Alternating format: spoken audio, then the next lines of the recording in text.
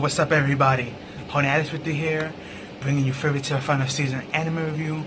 This was episode 310, titled Plain and Pleasure, or episode 33 depending on where you go to watch it.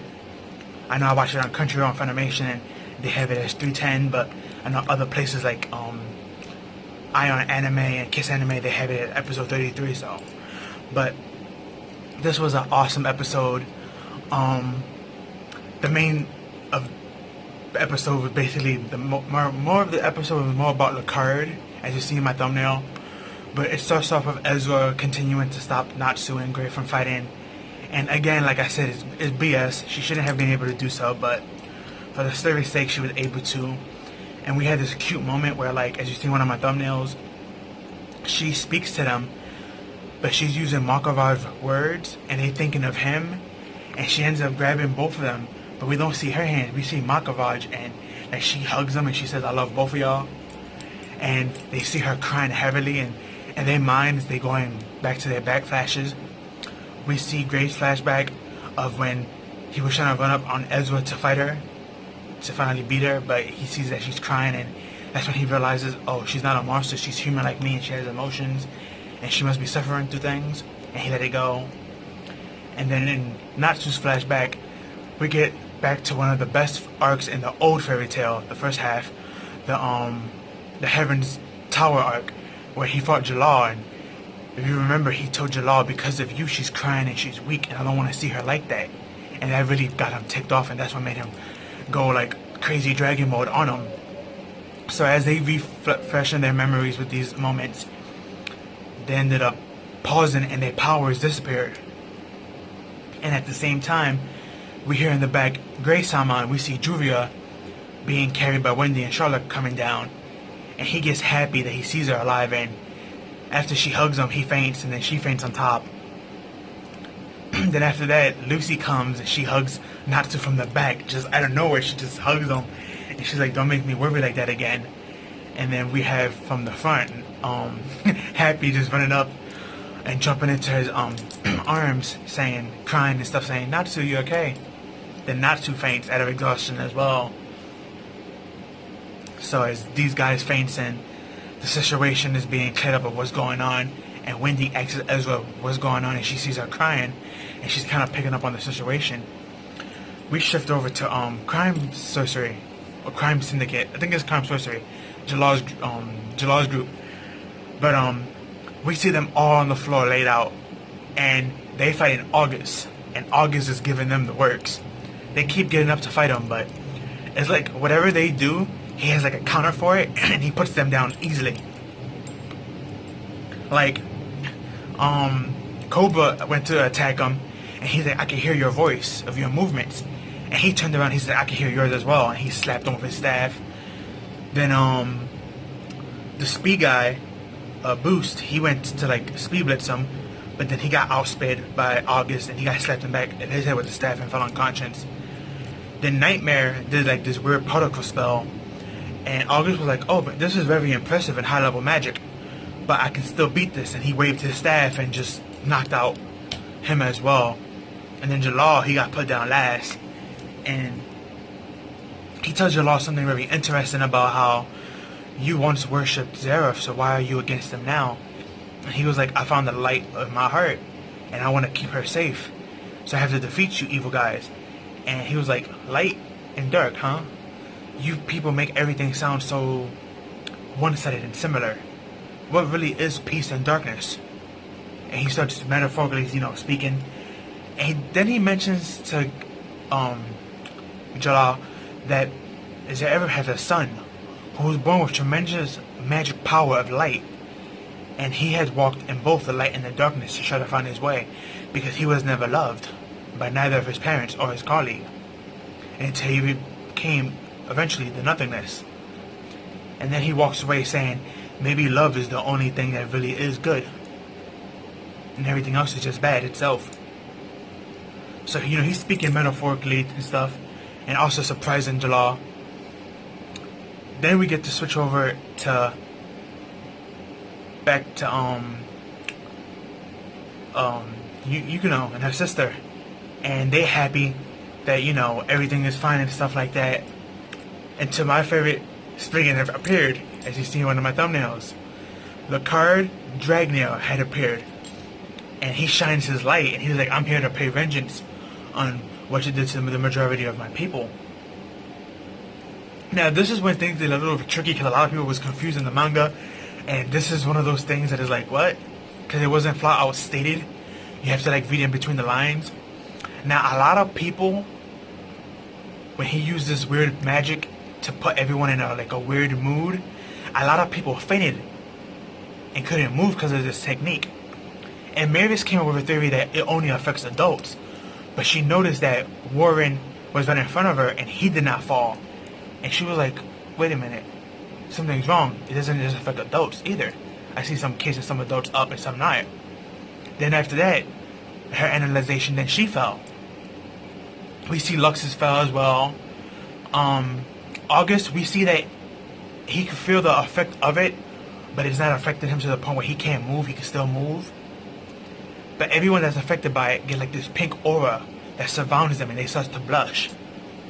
And long story short, what this spell does, it's called pleasure and pain, is that anyone who's been in anything, basically anyone who has experienced the forbidden fruit or any sexual acts before in their past, even if it's just one time, can be automatically affected by this spell.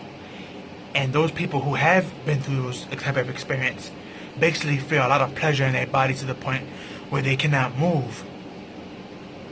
They're in like all blissness. But this blissness only lasts for a couple of seconds before it becomes pain, and then it kills you. So it's like one of those sweet and sour tastes that it's like, yeah, it's sweet now, but when the sour kicks in, it kicks in heavy.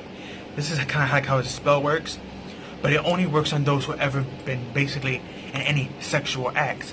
So of course the elder characters were the ones to be affected by it. Mavis, Luxus. We see that even Irene, she's been affected by it, which is weird because I don't remember in the manga her being affected by it, but she's affected by it. August. We see Sting. I mean, not Sting, I'm sorry, Rogue. We see Rogue and Minerva. They're affected by it. One of the funniest people is Gildarts. He's affected by that as well, which was hilarious. Especially when Kana was like, you creeping me out. She punches him in the face, and he's still all in blitz mode, as you see in my other thumbnail pic, which is hilarious. But Yukino, since she never been through any sexual acts, basically those who are a virgin are the ones that are not affected by it. So he did this other weird spell where it's like it's these white tentacles, and when they grab onto you, they give you the sensation of pleasure. So that way his effects of his first spell can kick in and then give you pain. But that swordswoman, Kaguya, from Mermaid Hero, she came in and she sliced up the tree. So she was able to save Yukino.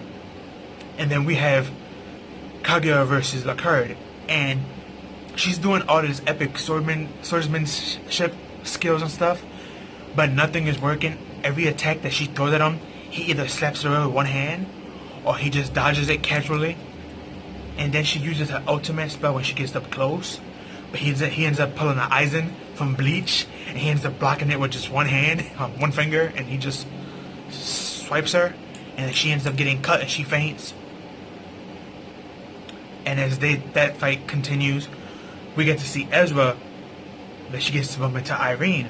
And Irene I should say. Yeah, I think it was Irene, that's right. She bumps into Ezra, and Wendy states that she looks and smells just like Ezra. Why is this possible? And then she replies, Irene, I am you and you are me. You are my... Screen goes blank, and we shift over to Lacade and stuff, and him using his ultimate spell, and the episode ends. Now, it's been hinted for a while who Irene and Ezra are, so I'm just going to give you some spoilers. You can jump like 5 seconds ahead, but Irene is the biological mother of Ezra. Just throwing it out there, if you haven't caught on yet.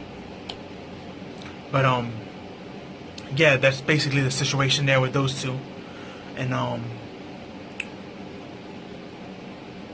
when the pleasure spell started taking in and Irene was affected by it, Ezra told everyone to leave, and she was going to stay there to fight Irene, but Wendy decided to stay. So it was going to be Wendy and Ezra next week versus Irene, which is going to be very interesting to see how she competes against her, especially since both of these ladies are both badly wounded, and when it comes to Irene, she looks perfectly fine. But she is affected by the pleasure spell, so we don't know what's going to happen there. And when it comes to Kaguya, I don't see her dying. I can see someone else stepping in. It depends on who, because crime sorcery's down. So, but yeah, Lacade is one of those my favorite characters. That spell is like it's so broken when you really think of it, because it's like it can catch adult plus characters real easy, and it's like one of those cheat spells to catch somebody. So, but hey, it is what it is. But I'm very excited to see what's gonna go on next week. So who's gonna fight August to take him down, since he's just walking casually back to the guild. We also see that Aerith is affected by it. We also get in the end of the episode, I almost forgot to mention this, it was stated, I believe, by August, that the mother of Lacade is Miris, where Zareth is the father. So somehow those two had a children, or a child I should say, which was Lacade. So that needs to be explained.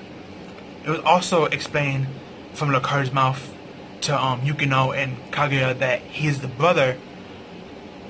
son of Dragneel Zareth, who is the older brother of Natsu Dragneel, which means Natsu is his uncle. And he says, I have a vendetta against him because my father seems to be more intrigued into him instead of to me, his child.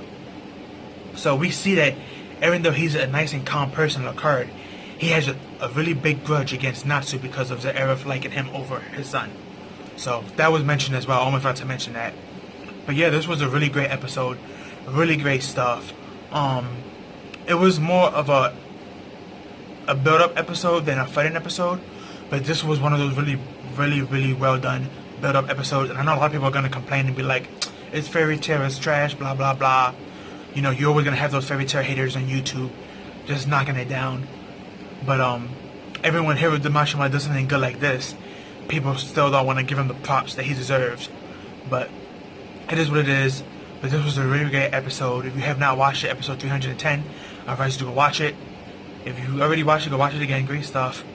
But that's all I have for you guys. Like, comment, share, subscribe. Follow me on Twitter. Link be down below. Give this video a like. Please don't forget to hit the notification bell for more, because sometimes YouTube won't let you know.